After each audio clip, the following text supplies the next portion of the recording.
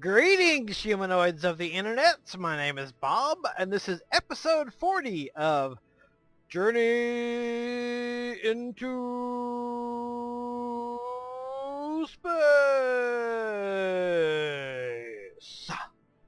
Journey into Space. Now I realize I've been on hiatus on Journey into Space for about a month. It was a very productive month. I've been working on my cheapo space program. But I had an idea of doing something, and I wanted to do it in Journey into Space. Now we left some projects hanging in Journey into Space, and they're going to kind of stay hanging because in the meantime I've sort of figured out some failures in my ideas for the Juno spacecraft that I was building previously, or was going to build. So we're going to let that hang for a minute. And now the reverse is true. We've got, I'm working on a manned Juno craft in cheapo space program. The problem with it is it's going to take 10 launches and 9 dockings to create it. So it's not something I can do in a day. It's going to be a long-term thing. I started recording on it a little bit today, but it's going to take some time to actually get the entire Juno craft assembled and ready to start recording again. And it's not something I can do in one day. So I sort of left that recording sort of at the beginning. So I have a plan for what we're going to do in Journey into Space. So let's get started.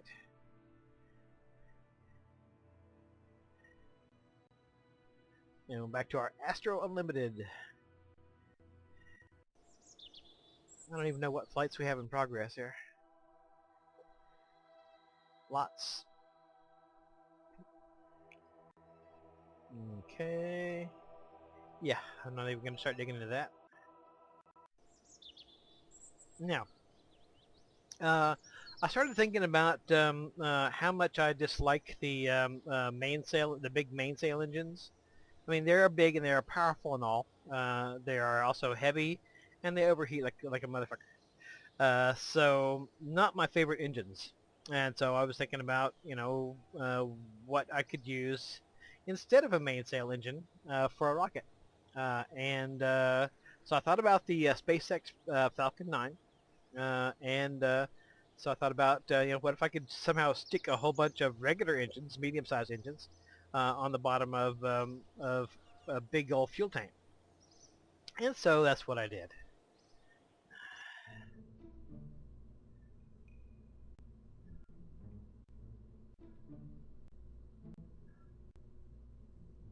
Okay. This is the Buzzard 7. And it's got 6, now the Falcon 9 has 9 engines, 9 first-stage engines. I can only fit 7 on here, so it got 6 of these vectoring engines and 1 non-vectoring engine in the middle. And I already launched this to orbit, and it does get to orbit just fine. But I was thinking, what if I kicked it up a notch? What if I kicked it up a few notches? So we have the Buzzard Heavy.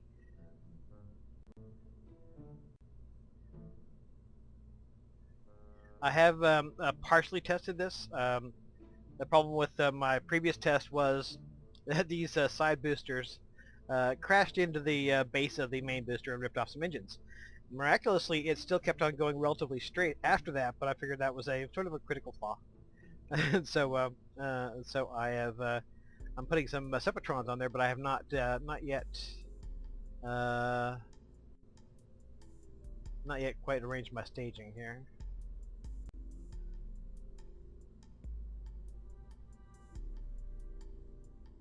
And because these are big, heavy things, put 4 Separatrons on each side booster.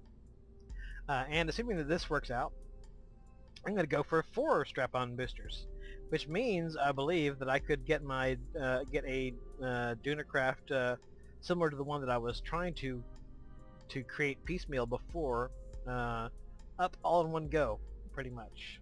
So, well, I have not finished testing. I got this up to about I think it was, well, whenever the first stage is dropped. I got it that far, but I didn't get any further because it ripped off some engines. So let's see. Got all these 21 engines down here, right? 7 plus 14 is 21. That's right.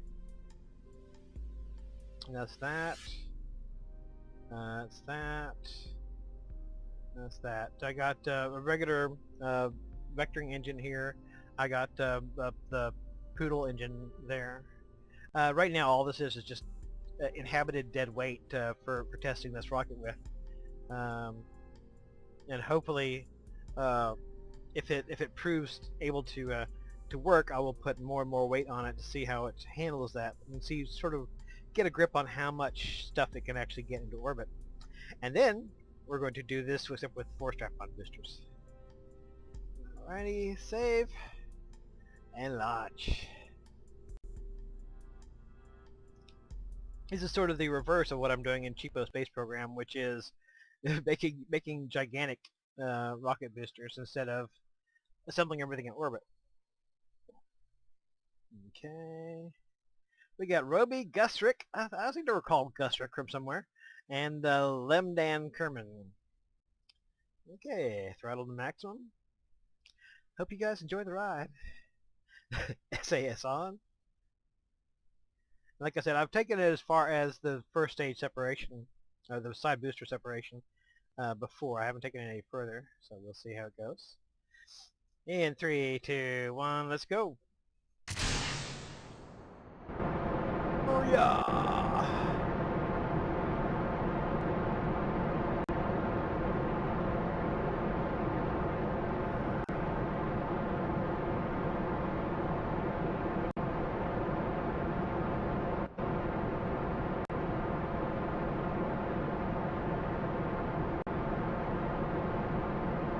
This is really one of the, kind of loud, really one of the most fun parts of it, of KSP for me, is testing out new rockets. You know, going to the planets is cool and all, don't get me wrong, but testing new rockets is a special thing for me.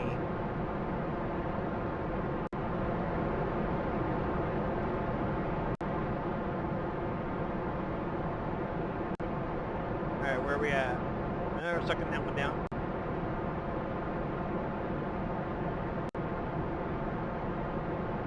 So far, so good.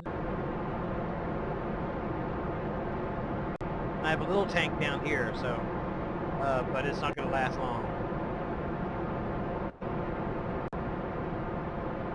And I haven't had time to work out an abort process, so we'll have to work that out on the fly if that winds up being necessary.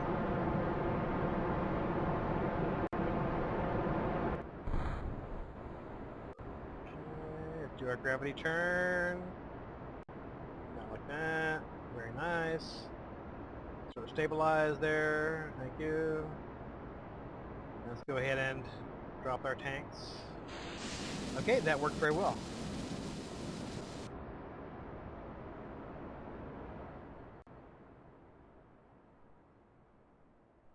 Okay. That's a fine looking rocket.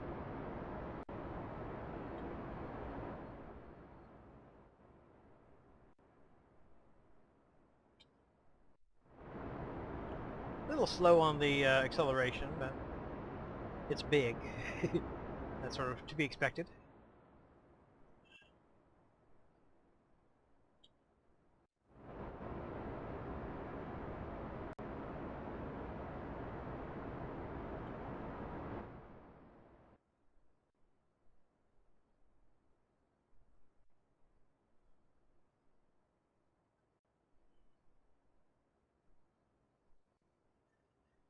Okay, getting ready to do a little more of a turn. Want to get to about 60,000.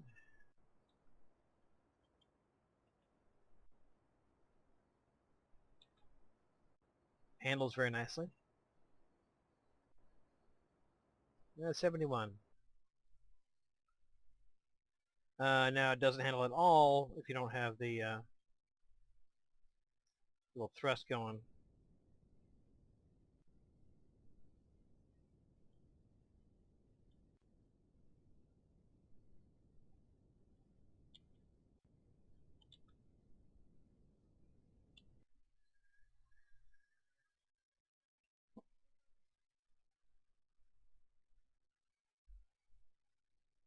And there's no RCS thrusters on the main tank. I never got around to that somehow.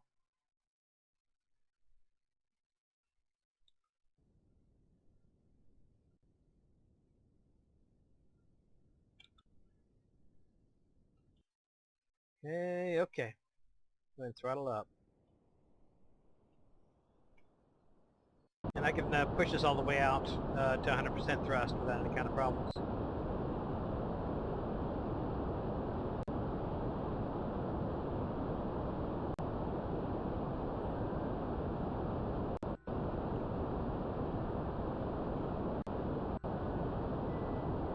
I'm about to run out of fuel on this booster.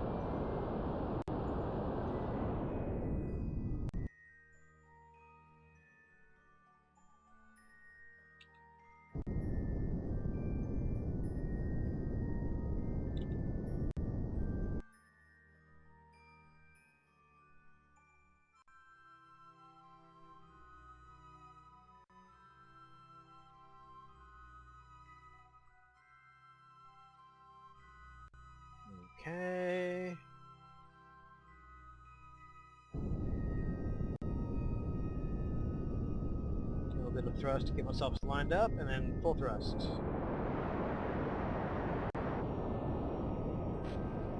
Oh, what the hell was that? Missing any engines or anything? No, apparently not. I don't have no idea what that was.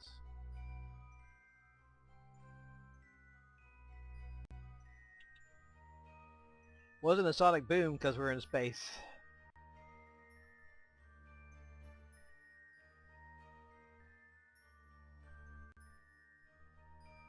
Could have been one of the engines flaming out.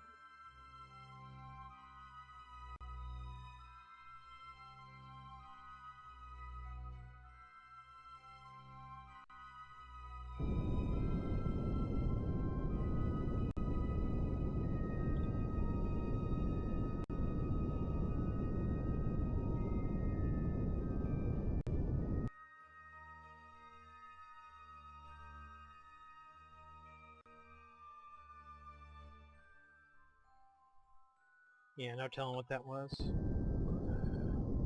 No apparent damage though.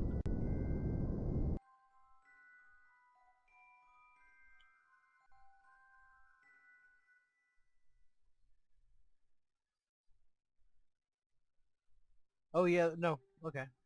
I thought it took that thing out, but it just in the darkness. It's just in the darkness. Yes.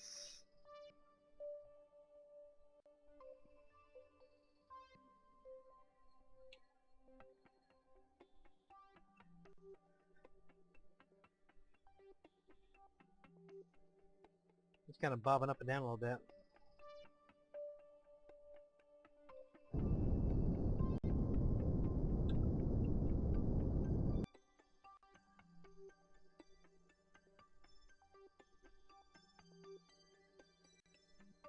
Oh, you're not under acceleration. What acceleration do you think you're under? Bobbing back and forth, I guess.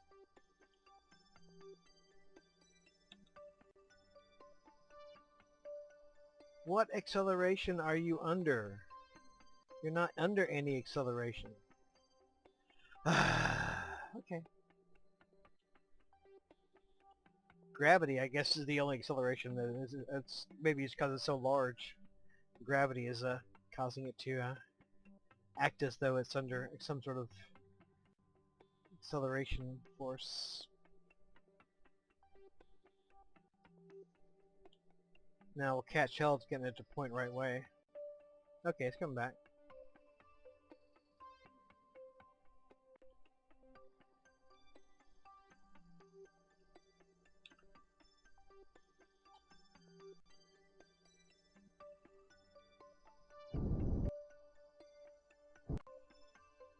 Yeah, close enough. Okay. Well, that it shows us it'll take this upper tank and the crew command and service module up and have some small degree some small degree of fuel left. So let's go ahead and stop this. In flight. In flight.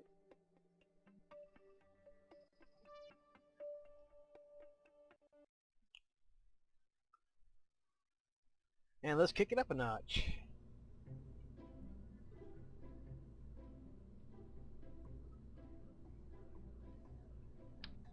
Now I have this on two of these linear decouplers.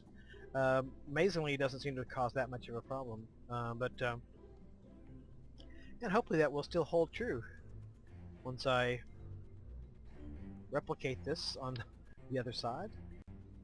Whoa! What the hell? No! No! No! No! No! No! No! No! No! How'd you get 6 out of 2? Okay, here we go. Okay. And these guys will go over here. Oh, that looks retarded. Hold on.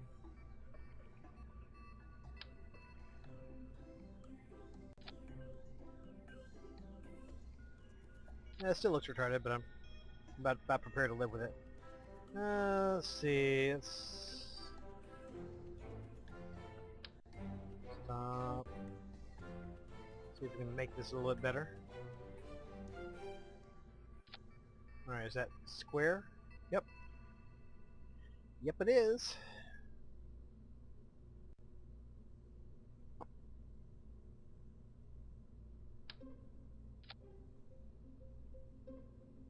And we'll throw a few more struts on here.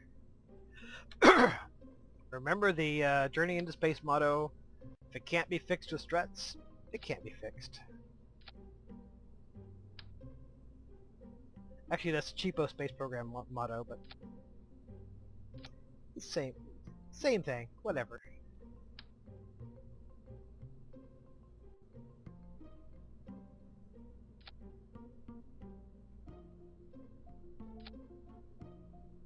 Okay, that just put 2, need 2 more.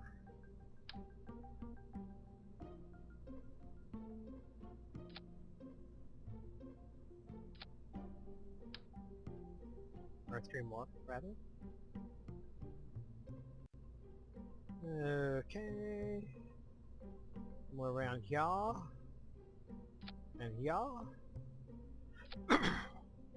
And somewhere around here. And here. Or not.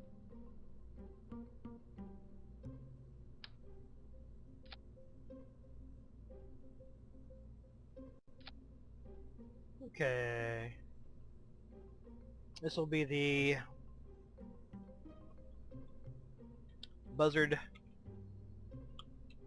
Super-Heavy. Save.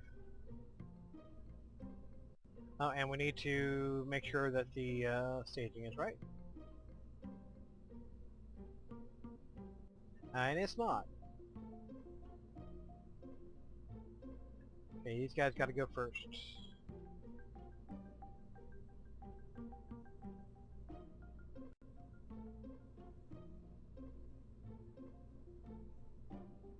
Okay, and all these guys.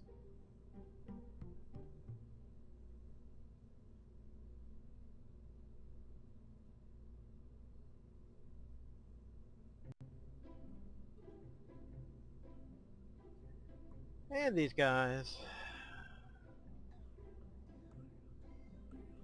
And these guys. Alrighty. Go ahead and save.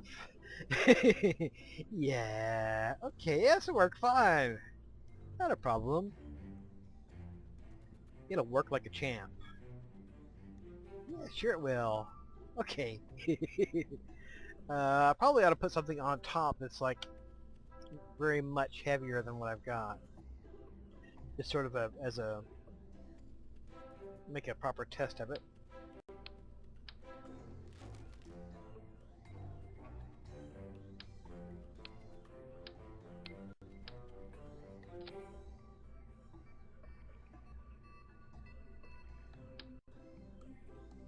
Okay.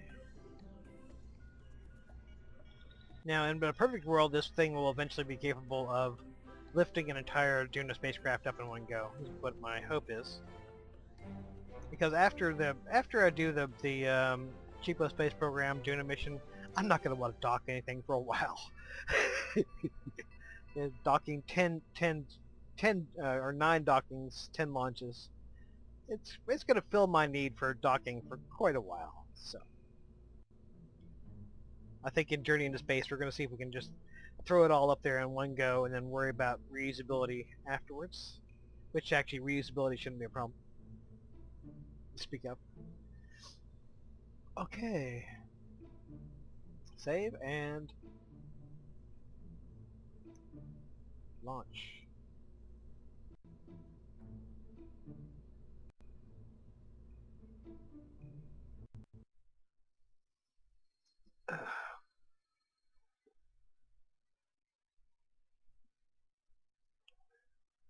Okay, guys, I don't really have an abort abort plan for you. So if shit goes south drastically, you're probably screwed. And shit's already going south here. What the hell? Well, let's go with it. What's the worst that could happen? I can lose 3 brave astronauts. Eh. Okay. Yeah, 3, 2, 1. Oh, wait. Okay, we're good. Is that going to clip that? It looks like it's going to just scrape by. Alright, we'll see how it goes. Alright, 3, 2, 1, go. Whoa. Holy crapitations. God damn me.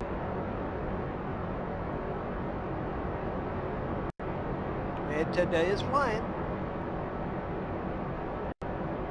Look at the back end of this bastard. Screenshot.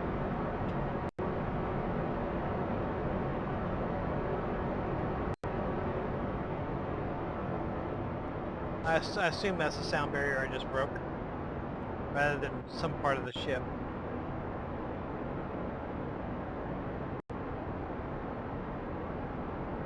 Did a bit wobbly.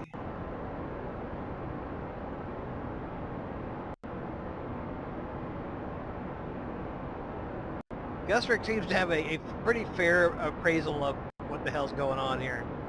I think his understanding of what's going on is a bit more realistic than everyone else's.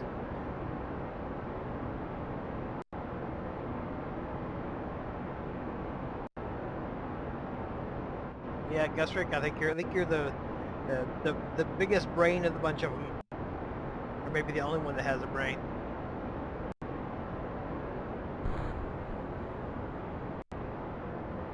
Oh, it's gone. All right.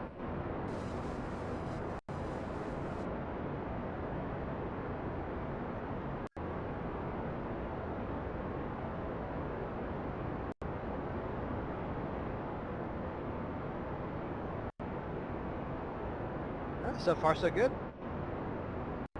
And you're at an altitude now, Gusrick, when you might actually survive if there's an abort scenario. Unless one of these boosters comes smashing into you, in which case, not so much. Could be a non-survivable situation then. Oh, okay. Gravity turn.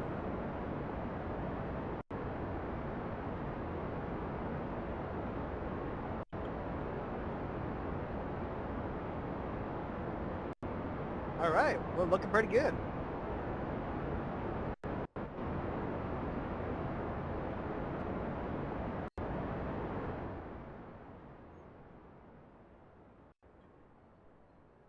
They're going pretty fast. That just looks awesome, man. Check that shit out.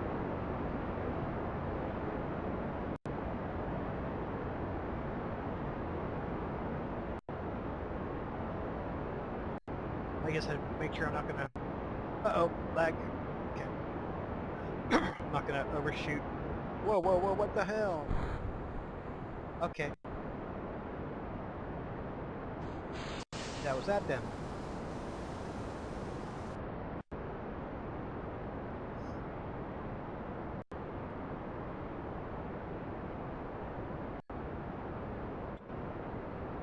Okay.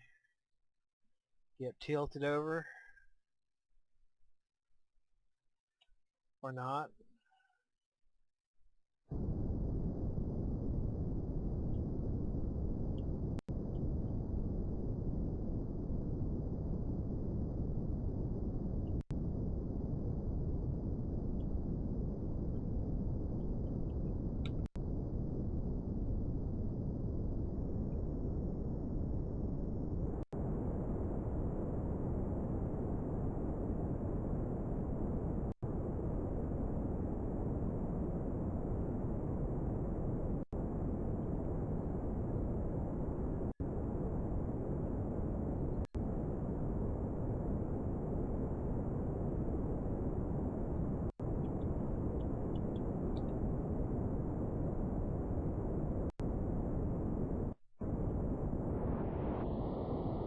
Yeah, and you can just throttle this all the way up and not have to worry about any kind of overheating or anything. Look at the engines kind of throbbing there. It's kind of cool. Okay.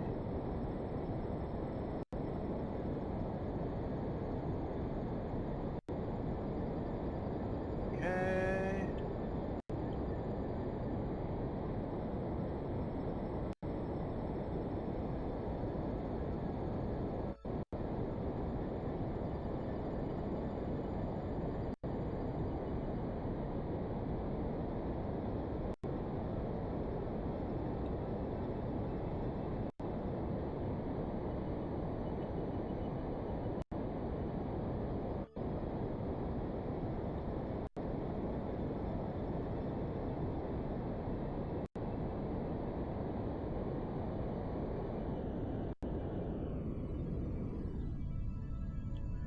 Okay, see what we're doing for fuel.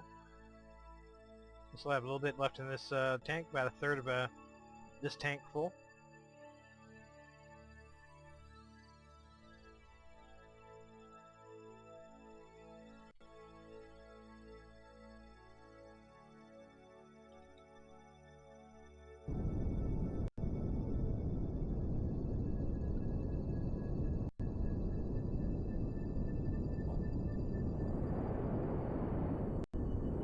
Okay. That's kind of a sloppy orbit, but what the fuck. Okay. Okay, we've got all this jazz up on this rocket with a little bit to spare, not much.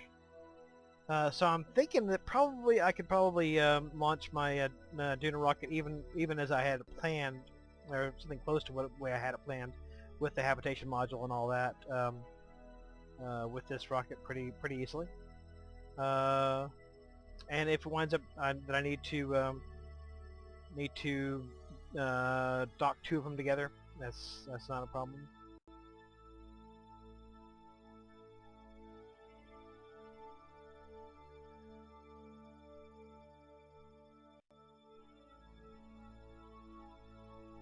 Yeah, when I first planned my my Duna expedition in Journey into Space, I didn't realize the whole problem with having more than one SAS in a docked assembly.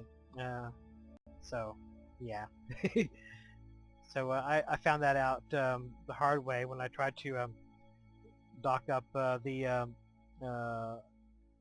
my lander and my habitation module for the trip out.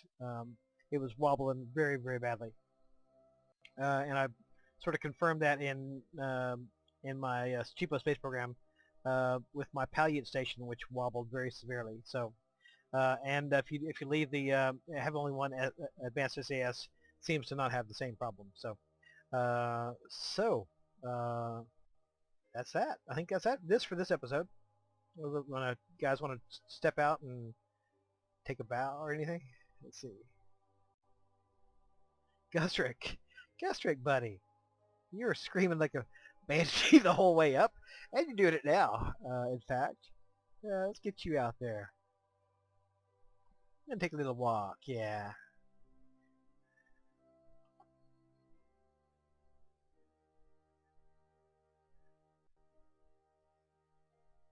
Let's go take a tour of the rocket.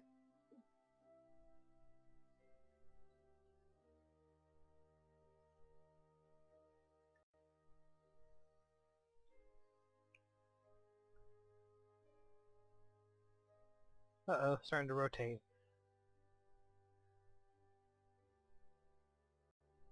Oh no, it looks like it's kind of waving back and forth. Not too badly though, shouldn't be a problem.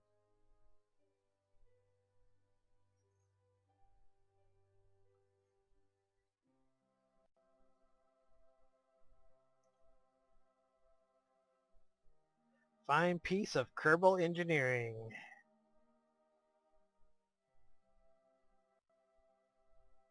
Let's turn your lights on. What's that, L? There you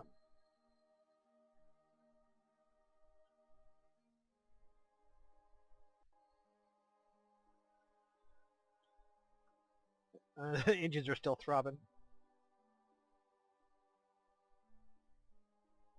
Ooh. The engines are possessed.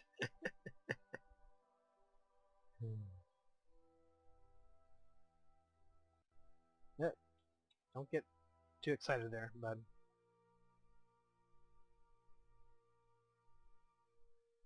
I really like how it handles space illumination in space. Very cool. Seems both realistic and sort of cinematic in a way. It really reminds me of some of the old like Soviet science fiction.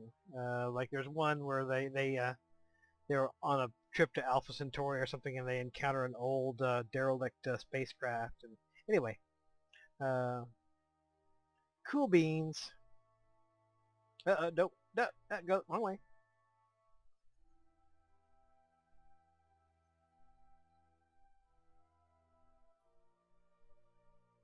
Yeah, this reminds me of it a great deal. Just the way it handles the lighting. Okay. And the textures too. The textures are very, very sort of, Soviet boilerplate type spacecraft, Something made out of cast iron practically.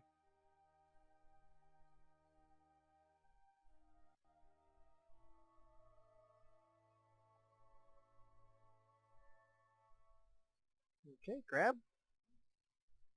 Get on in there, buddy. Alrighty, well I think that's all for this episode. I am working on the next cheapo space program, but it may be a while. So I don't know whether I'm going to get another journey into space out between now and then or not. But in whichever case may be, until next time, hasta la vista. Adios.